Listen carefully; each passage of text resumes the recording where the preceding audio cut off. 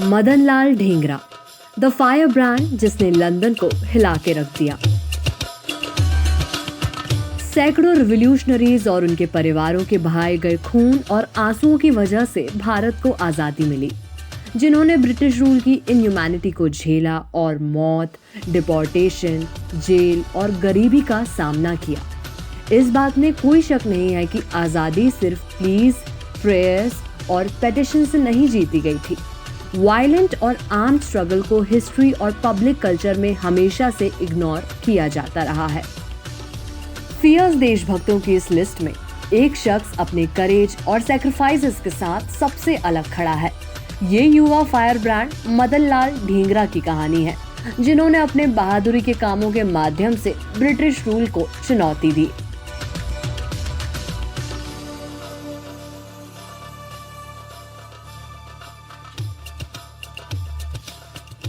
Early life. Madanlal Dhingra का जन्म 18 सितंबर 1883 को अमृतसर में एक एजुकेटेड और प्रॉस्परस पंजाबी हिंदू खत्री फैमिली में हुआ था। उनके पिता डॉक्टर डिट्टामल ढींगरा एक आई स्पेशलिस्ट और अमृतसर के सिविल सर्जन थे। लोगों का कहना है कि वो इस पोजीशन पर पहुंचने वाले पहले इंडियन डॉक्टर थे। मदनलाल 7 भाइयों में छठे नंबर पर थे। मदनलाल के 2 भाई डॉक्टर थे और 2 भाई बैरिस्टर थे। इससे पता चलता है कि मदनलाल का जन्म एक बहुत ही प्रिविलेज्ड फैमिली में हुआ था, और वो भी एक ऐसे परिवार में जो ब्रिटिश अथॉरिटी से वफादार था और क्लोजली कनेक्टेड था। हालांकि डेस्टिनी का प्लान मदन के लिए कुछ और ही था, कुछ ऐसा कि वह अपनी फैमिली के ब्लैक शिप और देश के हीरो बन गए।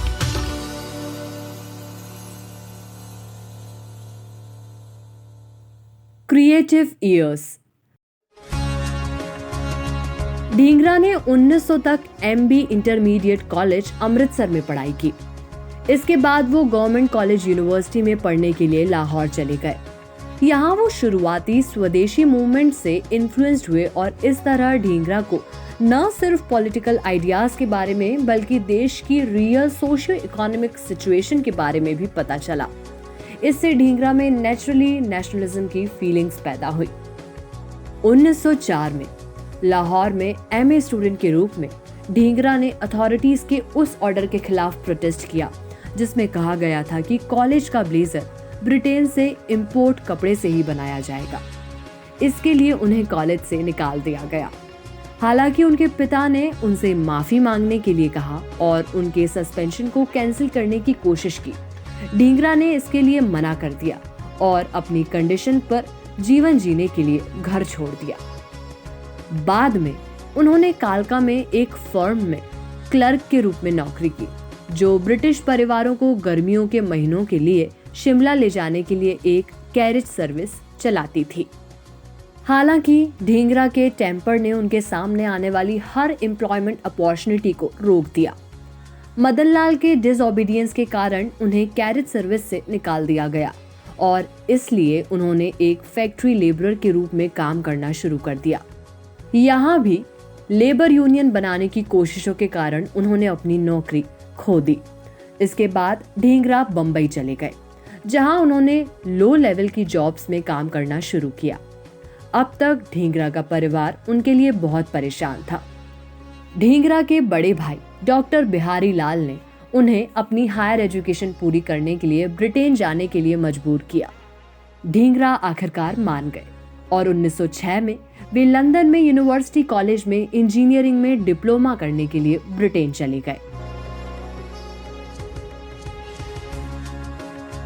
इंडिया हाउस और सावरकर के साथ कॉन्टैक्ट।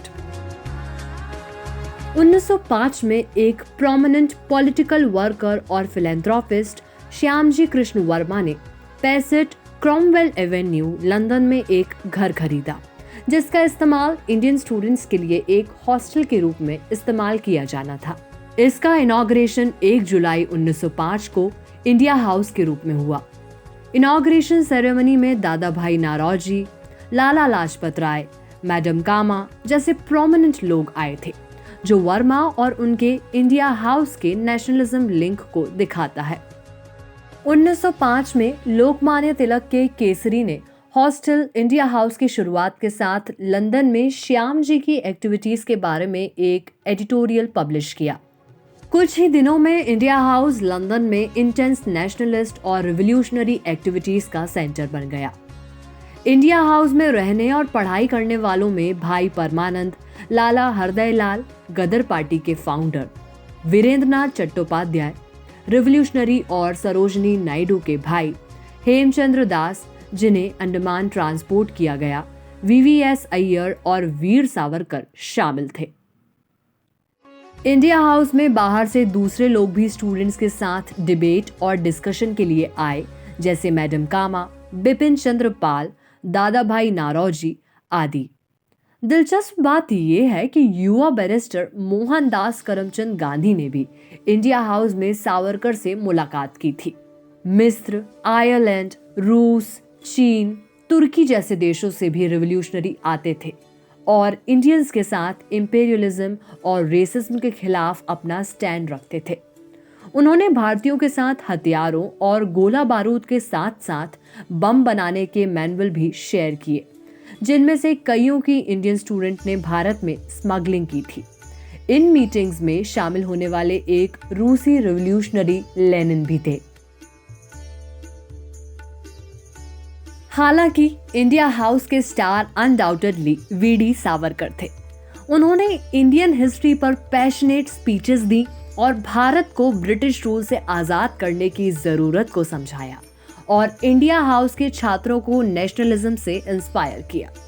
यहाँ तक कि उन्होंने भारत में ब्रिटिश रूल को क्रिटिसाइज करने वाले ट्रैक्ट और पैम्पलेट भी लिखे, जिनमें से कईयों को सीज कर लिया गया था या सेंसर कर दिया गया था। 1857 के रिवॉल्यूशन पर लिखी गई उनकी किताब रिवॉल्यूशनरीज के लिए पढ़नी जरूरी बन गई। इस तरह वो उस जगह मेन इंस्पायरिंग पॉलिटिकल फिगर बन गए थे और ब्रिटिश गवर्नमेंट की निगरानी में थे। ऐसे एटमॉस्फेयर में मदन लाल लंदन में पढ़ाई करने आ गए थे। उन्होंने इंडियन हाउस में ठिकाना ढूंढ लिया। टॉल, वेल बिल्ट और हैंडसम, वो एक फन लविंग और निडर लड़का था जो naturally young man and women के लिए सेंटर ऑफ अट्रैक्शन था। उन दिनों भारत की आजादी की बात मदन लाल के मन में नहीं थी। इंडिया हाउस में रविवार की एक सभा में सावरकर भारत की आजादी पर एक इमोशनल स्पीच दे रहे थे। मदन लाल और उनके साथी बगल के कमरे में हंगामा कर रहे थे। इस हंगामे के कारण सावरकर को अपनी स्पीच रोकने और बगल के कमरे में जाकर देखने के लिए मजबूर कर दिया।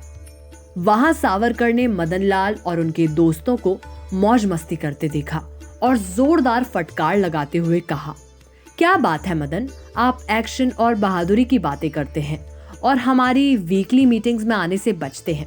क्या यही वह बहादुरी है जिसके बारे में आप बात करते रहते हैं? इन शब्दों ने ढींगरा को शर्मसार कर दिया। उन्होंने चुपचाप इंडिया हाउस छोड़ दिया और उसके बाद कई दिनों तक सावरकर को अपना चेहरा नहीं दिखाया। जब उन्होंने फिर से इंडिया हाउस में आने की हिम्मत जुटाई तो यह पता लगाना था कि क्या सावरकर अभी भी उनसे नाराज हैं। जब दोनों मिले तो सावरकर ने ऐसा बर्ताव किया जैसे उनके बीच कुछ हुआ ही ना हो। सावरकर ने उसी अफेक्शन से ढींगरा से बात की। ढींगरा ने एक्साइटेड होकर पूछा, क्या शहादत का टाइम आ गया है? सावरकर ने जवाब दिया, अगर एक शहीद ने अपना मन बना लिया है और तैयार है तो यह समझा जाता है कि शहादत का समय आ गया है।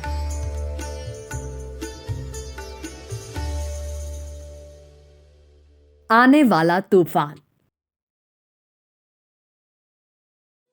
ढींगरा ने अब अपना मन बना लिया था। बंगाल में स्वदेशी मूवमेंट को देखते हुए पूरे भारत में नेशनलिज्म की भावनाएं जाग उठी थी। कई ब्रिटिश ऑफिशियल और एडमिनिस्ट्रेटर अपने इनह्यूमन बिहेवियर के कारण नफरत की वजह बने। ढींगरा ने लंदन में रहते हुए उनमें से कुछ को मारने का संकल्प लिया। इसी कारण जुलाई 1908 में वो जानबूझकर नेशनल इंडियन एसोसिएशन से जुड़ गए। ये एसोसिएशन इंडियन स्टूडेंट्स को मिलिटेंट पाथ से दूर रखने की पूरी कोशिश कर रही थी। इंपॉर्टेंट ब्रिटिश गेस्ट उनके फंक्शंस में भाग लेने आते थे और इसलिए ढींगरा के पास एक शानदार मौका था। ढींगरा ने सही लोगों की कंपनी में सावरकर और दूसरे रिवॉल्यूशनरीज की बुराई की। उन्होंने जल्द ही नेशनल इंडियन एसोसिएशन की सेक्रेटरी मिस एमा जोसेफिन बैक का विश्वास हासिल कर लिया और अलग अलग फंक्शंस में शामिल होने वाले इंपॉर्टेंट ब्रिटिश गेस्ट के आने का समय जान लिया। आखिरकार मौका आया और ढींगरा ने इसका पूरा फायदा उठाया। अपने मिशन को पूरा करने का फैसला लेने के बाद ढींगरा ने 1909 के शुरुआती महीनों में ब्रिटिश अथॉरिटी को यह दिखाने के लिए इंडिया हाउस छोड़ दिया कि वह सावरकर से एग्री नहीं करते हैं। कर्जन वाइली को मारने से कुछ हफ्ते पहले ढींगरा ने लॉर्ड कर्जन को मारने की कोशिश की थी, जो सभी वाइसरॉय में सबसे एरोगेंट था, लेकिन किस्मत ने कर्जन को 2 बार बचाया। ढींगरा ने बंगाल के एक्स गवर्नर बीएफ फुलर को मारने की प्लानिंग भी की, लेकिन वह एक मीटिंग के लिए देर से पहुंचा और इसलिए ढींगरा अपने प्लान को अंजाम तक नहीं पहुंचा सके। ढींगरा ने फिर कर्जन वाइली को मारने का फैसला किया। कर्जन वाइली एक हाई रैंकिंग ऑफिसर थे। कर्जन वाइली ने 1866 में ब्रिटिश आर्मी में और 1879 में इंडियन पॉलिटिकल डिपार्टमेंट ज्वाइन किया। उन्होंने 1879 से 1880 के अफगान वॉर में, अवध में, नेपाल में, मिडिल इंडिया में और सबसे ज्यादा राजपुताना में इंपॉर्टेंस हासिल की, जहां वो हाईएस्ट रैंक पर पहुंचे। 1901 में उन्हें भारत के सेक्रेटरी ऑफ स्टेट के पॉलिटिकल एड दे कैंप के रूप में चुना गया। वो सीक्रेट पुलिस के हेड भी थे। वह सावरकर और रिवॉल्यूशनरीज के बारे में पता लगाने की कोशिश कर रहे थे। इंडिया हाउस के स्टूडेंट्स को इस बारे में पता चल गया और वो ढींगरा के निशाने पर आ गए। रिवॉल्यूशनरी एक्टिविटीज में शामिल होने के कारण वीर सावरकर के बड़े भाई गणेश सावरकर को डिपोर्टेशन और सावरकर की लॉ की डिग्री को रोकने की ब्रिटिश गवर्नमेंट की कोशिशें लंदन में रिवॉल्यूशनरीज के गुस्से का कारण बनी। भारत के एक हाई ऑफिसर इंचार्ज के रूप में कर्जन वाइली उनके गुस्से से बच नहीं सका। उनके पास अब कुछ ही दिन बचे थे।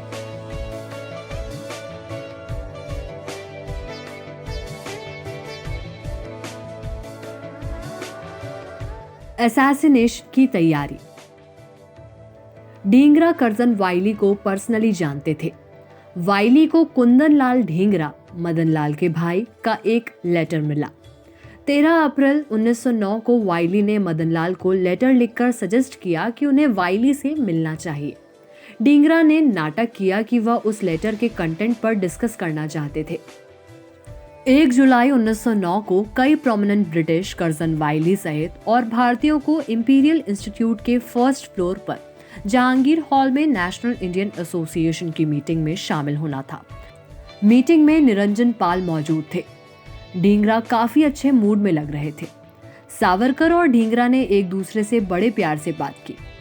सावरकर ने ढींगरा को कर्जन वाइली को मारने के बाद दिए जाने वाले स्टेटमेंट के बारे में बताया। निरंजन पाल ने स्टेटमेंट टाइप किया और सावरकर ने ढींगरा को इसे याद करने के लिए कहा। इसके बाद सावरकर ने ढींगरा को बेल्जियम मेड ब्राउनिंग पिस्तौल गिफ्ट में दी और बड़े प्यार से विदा ली। ढींगरा इमोशनल हो गए। सावरकर ने कहा था, इस बार फेल हुए तो फिर मुझे अपना मुंह मत दिखाना। ढींगरा ने उन्हें विश्वास दिलाया कि ऐसा नहीं होगा। इसके बाद दोनों दोस्त चले गए। उन्होंने अपना कोल्ट रिवॉल्वर लीड किया और अपने कोट की राइट पॉकेट में रख लिया। उन्होंने एक एक रिवॉल्वर कोट की दूसरी पॉकेट और अपनी बनियान में भी रख ली। ढींगरा सावरकर का बताया हुआ बयान याद नहीं कर पा रहे थे, इसलिए उन्होंने इसे कागज के एक टुकड़े पर पेंसिल से लिखा और कुछ न्यूज़पेपर कटिंग के साथ अपने इनर कोट की पॉकेट में रख लिया। ढींगरा ने 10-12 शिलिंग भी अपनी पॉकेट में रखे।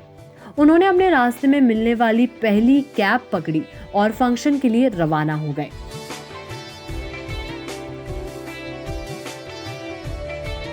असैसिनेशन।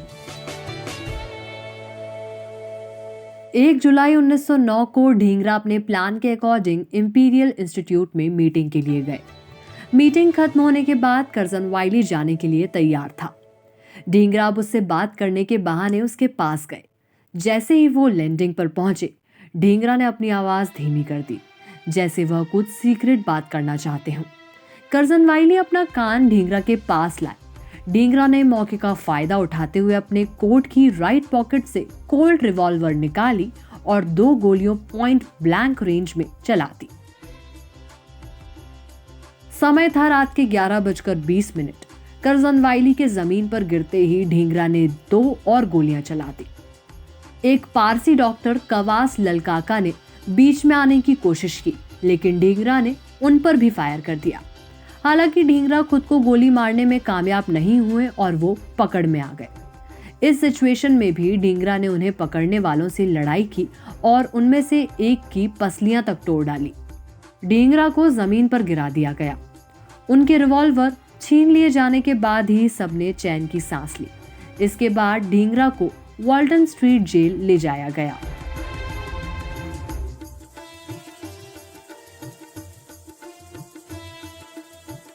ट्रायल।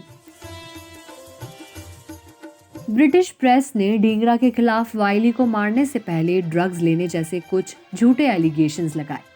ढींगरा ने ऐसे एलिगेशंस को नकार दिया। उनकी मेडिकल रिपोर्ट से पुलिस को पता चला कि ऐसा कुछ नहीं था। ऐसे मर्डर करने के बाद भी वो बिल्कुल शांत और समझदार थे। वेस्टमिंस्टर में कोरोनर मिस्टर जॉन ट्राउटबैक के सामने हुई इंट्रोगेशन में ढींगरा ने ललकाका की एक्सीडेंटल डेथ के लिए अपना दुख जाहिर किया। उन्होंने कहा कि अगर ललकाका रास्ते में नहीं आया होता तो वह मारा नहीं जाता। ढींगरा के पास उसे मारने का कोई कारण नहीं था। वेस्टमिंस्टर पुलिस कोर्ट के मजिस्ट्रेट हॉर्स स्मिथ के सामने पेश किए जाने पर ढींगरा ने कहा, मैं दया की भीख नहीं मांगता, ना ही मैं अपने ऊपर आपकी अथॉरिटी को मानता हूँ। ढींगरा सेशन कोर्ट की तरफ कमिटेड थे। ढींगरा ने कोर्ट से साफ शब्दों में पूछा, अगर जर्मन्स को इंग्लैंड पर रूल करने का कोई हक नहीं है तो अंग्रेजों को भारत पर शासन करने का क्या हक है? अपने आखिर के दिनों में ढींगरा की इच्छा थी कि उनके कपड़े, किताबें और दूसरे सामान बेचे जाए और इससे आए पैसे नेशनल फंड में दिए जाएं। लेकिन इन सबको लंदन की मेट्रोपॉलिटन पुलिस ने सीज कर लिया। ढींगरा ने नितिन सेन द्वारका दास को अपने पर्सनल सामान का वारिस बनाने के लिए एक लेटर दिया था। लेकिन जब मामला 31 दिसंबर 1909 को बो स्ट्रीट मजिस्ट्रेट की अदालत में आया तो यह फैसला सुनाया गया कि क्योंकि ढींगरा ने कोई विल तैयार नहीं की थी, इसलिए पुलिस ढींगरा का सामान नितिन सेन को वापस करने के लिए मजबूर नहीं थी। जब ढींगरा ने करजनवाइली को मारा तो उनके भाई भजनलाल लंदन में ग्रेज इन में लॉ की पढ़ाई कर रहे थे। घटना के 4 दिन बाद भजनलाल ने मदनलाल की निंदा करने के लिए पब्लिक मीटिंग में भाग लिया। इस वजह से मदनलाल ने ब्रिक्सटन जेल में भजनलाल से मिलने से इनकार कर दिया। ढींगरा को फांसी दिए जाने के तुरंत बाद उनके भाइयों ने डॉक्टर बिहारी लाल के एक्सेप्शन के साथ सरनेम ढींगरा छोड़ दिया। ढींगरा के परिवार ने उन्हें लीगली डिसोन कर दिया, खासकर उनके पिता जो अंग्रेजों के वफादार थे।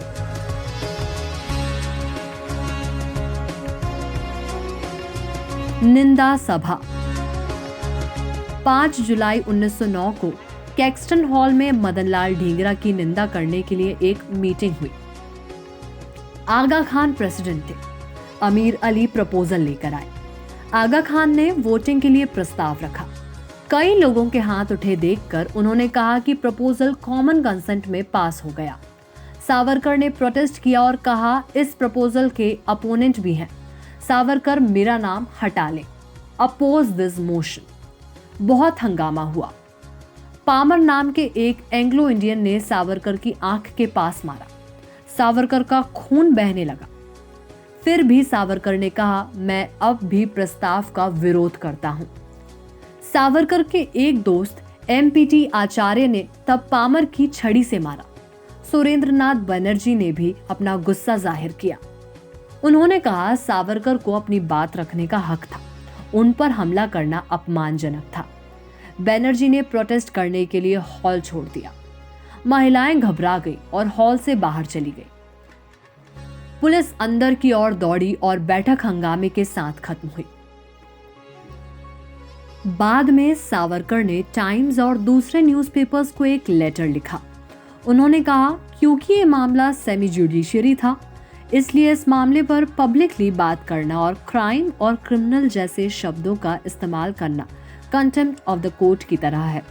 सावरकर का लेटर मंगलवार 6 जुलाई 1909 को टाइम्स में पब्लिश हुआ।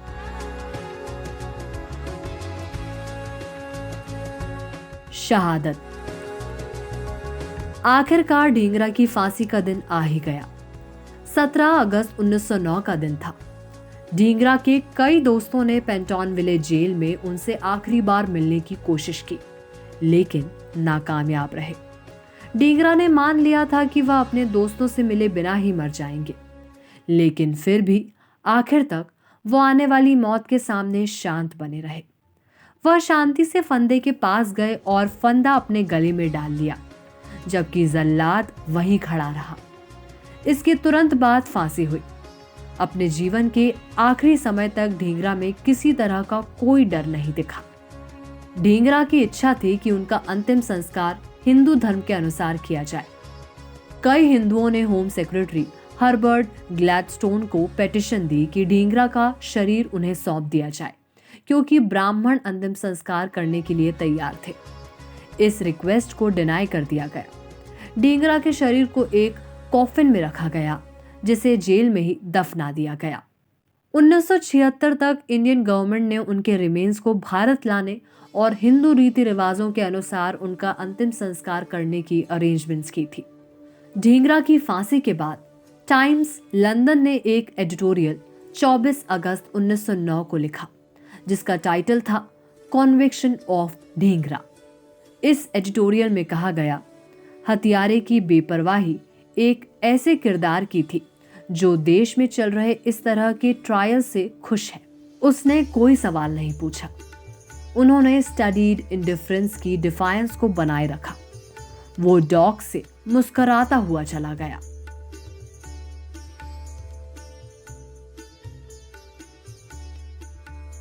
Last statement. ज्ञानचंद वर्मा की इच्छा के अनुसार सरदार सिंह राणा, जो उस समय पेरिस में थे, ने ढींगरा के लास्ट स्टेटमेंट को उनकी फोटो के साथ एक पोस्टकार्ड पर पब्लिश किया। 17 अगस्त 1909 ढींगरा की शहादत का दिन के नीचे वंदे मातरम लिखा हुआ था और उसके नीचे ये शब्द लिखे थे, देशभक्त मदन लाल ढींगरा की सैक्रेड और इंस्पायरिंग मेमोरी, जो अपने देश के लिए शहीद हो गए। राणा ने गोविंद अमीन के साथ लंदन में रहने वाले सावरकर को इनकी कॉपीज भेजी। सावरकर ने बहुत सारी कॉपीज भारत भेजी। सरकार ने जल्द ही इस पर बैन लगा दिया, लेकिन तब तक ये पब्लिक हो गया। मदन लाल ढींगरा का लास्ट स्टेटमेंट उनके कामों की तरह इंस्पायरिंग था। इसका टाइटल चैलेंज था। स्टेटमेंट है, मैं दूसरे दिन स्वीकार करता हूँ, मैंने पैट्रियोटिक इंडियन यूथ के इनह्यूमन हैंगिंग्स और डिपोर्टेशन के प्रोटेस्ट के रूप में इंग्लिश खून बहाने की कोशिश की। इस कोशिश में मैंने अपनी आत्मा के अलावा किसी से कोई सलाह नहीं ली। मैंने अपनी ड्यूटी के सिवा किसी के साथ साजिश नहीं की। मेरा मानना है कि फॉरेन बायोनेट्स की मदद से एक देश स्टेट ऑफ वॉर में है। चूंकि निहत्थे लोगों के लिए खुली लड़ाई नामुमकिन है, मैंने सरप्राइजिंगली अटैक किया, क्योंकि मुझे बंदूक देने से मना कर दिया गया था। इसलिए मैंने अपनी पिस्टल निकाली और फायर कर दिया। एक हिंदू होते हुए मुझे लगा कि मेरे देश के लिए किया गया कुछ भी गलत भगवान का अपमान है। इसके अपमान का कारण श्री राम के अपमान का कारण है। उसकी सेवा श्री कृष्ण की सेवा है। हेल्थ और इंटेलिजेंस में गरीब मेरे जैसे बेटे के पास अपनी माँ को देने के लिए और कुछ भी नहीं, बल्कि सिर्फ अपना खून है, और इसलिए मैंने उनकी वेदी पर बलिदान किया है। आज भारत में सिर्फ एक ही सबक की जरूरत है कि कैसे मरना है, और इसे सिखाने का इकलौता तरीका खुद को मारना है। इसलिए मैं मर रहा हूँ और अपनी शहादत पर गौरव करता हूँ।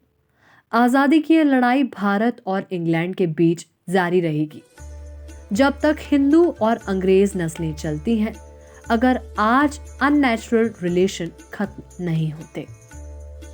भगवान से मेरी एक ही प्रार्थना है, मैं उसी माँ की कोख से फिर से जन्म लूं और मैं फिर से उसी सैक्रेड कॉज के लिए मरूं जब तक कि वो काम सफल ना हो जाए और वो मानवता की भलाई और भगवान की महिमा के लिए आजादी से खड़ी ना हो जाए।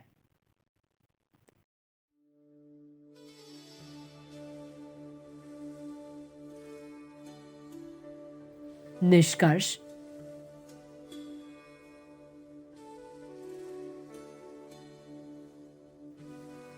10 सितंबर 1909 को वंदे मातरम में लिखे एक आर्टिकल में लाला हरदयाल ने लिखा, अमर ढींगरा ने मुकदमे के हर स्टेज पर एंशियंट टाइम्स के हीरो की तरह बिहेव किया है।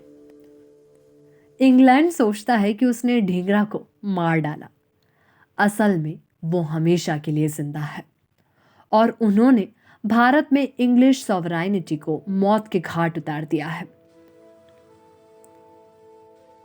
मदनलाल ढींगरा देशवासियों के दिलों में बसते हैं। 1976 में जब उनके अंतिम अवशेष को भारत वापस लाया गया तो भारतीयों के एक्साइटमेंट और रिस्पेक्ट उसी का इंडिकेशन है।